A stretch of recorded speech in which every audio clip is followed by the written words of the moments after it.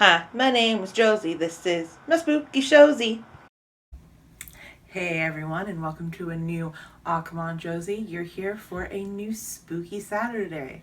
So, what's up, creepy kids? Are you ready to hear more about some of our favorite ladies in horror television?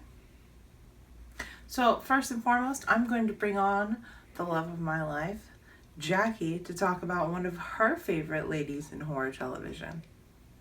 Hey, it's Jackie again, and I wanted to talk to you guys about my favorite female in horror television, which is Theo Horn as Destiny Romancic on Hemlock Grove on Netflix. And Destiny is such an important female character, not because she's ever the damsel in distress. She's literally almost never the damsel in distress. She is usually the chick kicking down the door to figure out why her cousin Peter, the dumbass werewolf, has gotten himself into trouble with his vampire best friend, or to try and stop her werewolf cousin Peter from killing his vampire best friend. And she always seems to find herself right in the thick of it. When you first meet her, she's in the middle of conning two people out of money by pretending to be a prostitute into a threesome. That's what she does. She's also a very powerful witch. She is able to predict the future. She is able to make prophecies. She's able to make potions and perform spells. She is seriously one of the most kick-ass characters on a show full of crazy supernatural kick-ass characters. Destiny is such an important character because she is a woman who has taken control of her own life. She not only knows some of the future that's coming for her, but she is so in control of her fate that it is literally her name. Her name is Destiny, which is the Greek goddess of fate. And that's incredible. And her character, she is a Romani witch, and she comes from a family of these supernatural people. Many of her family members are either witches or werewolves, and that's where her cousin Peter comes in, and that's what drags her into this whole supernatural underworld of Hemlock Grove. And she, like I said before, is usually the one kicking down the doors and figuring stuff out, but also one of my biggest disappointments with Hemlock Grove, spoiler alert, is how she dies. It's so useless, and the only reason that she does die is because of the stupid men.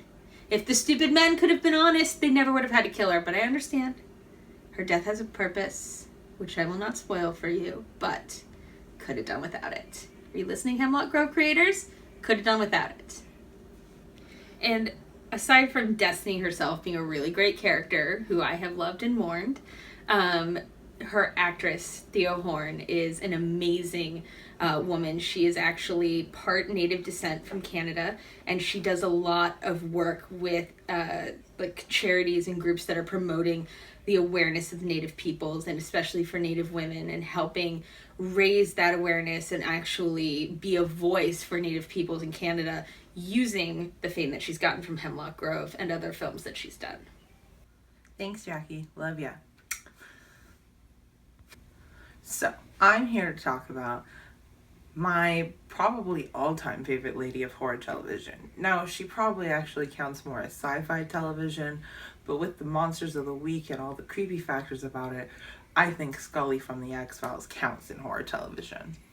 I have loved Dana Scully since I was a wee lass. I started watching the X-Files, I think I was like 11 or 12, and I would watch it with my little brother, and I always looked up to Scully because I always needed to find the logic in things before I could fully believe in them.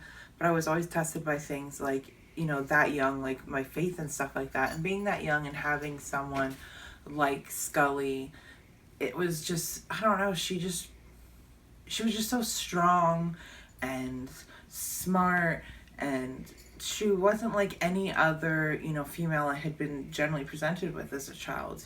Especially in children's television, God, but like, I was always kind of weird and watched stuff I probably shouldn't have.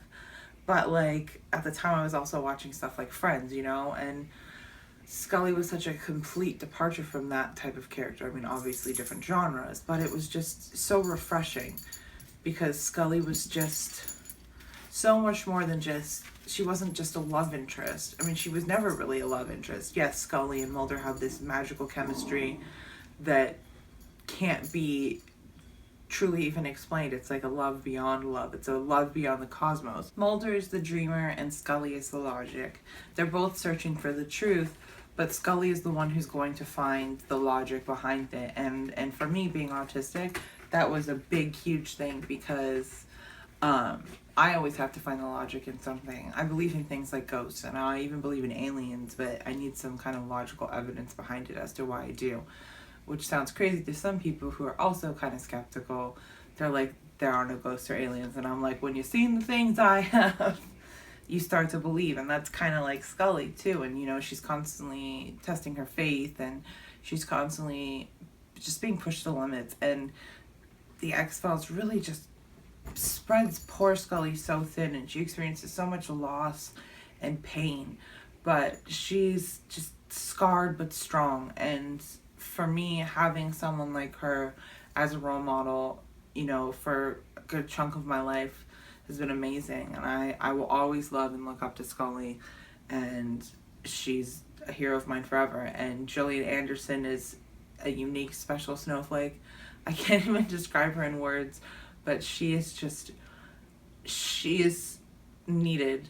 She's fun and different and awesome, and she doesn't have a filter, which can be a problem sometimes, but I love it. And bless her for bringing Scully into my life, because, you know, throughout the entirety of the X-Files, being on television, I had Mulder and Scully, and it was in a time in my life when I didn't necessarily have a good relationship with my own parents. They almost became parental figures, and I'm not really into that whole mom and dad thing, you know, calling celebrities or characters mom and dad. But if I had a joke with anybody, it would be Jillian and David, or Scully and Mulder, because for me, they were like, you know, they raised me for a good portion of my young life, and I got an escape in them. It's like two things that people know are always an escape for me are X-Files and Star Wars. So it's like, oh my god, like I could go on for years about how much Mulder and Scully especially mean to me. So Jackie, Yes. what are your thoughts on Miss Dana Catherine Scully? Scully. From the X-Files Scully? The one and only. Dana Catherine Scully is the prototype for kick-ass females in science fiction / horror television. She takes every predetermined notion about a woman in that kind of situation and turns it on its fucking head.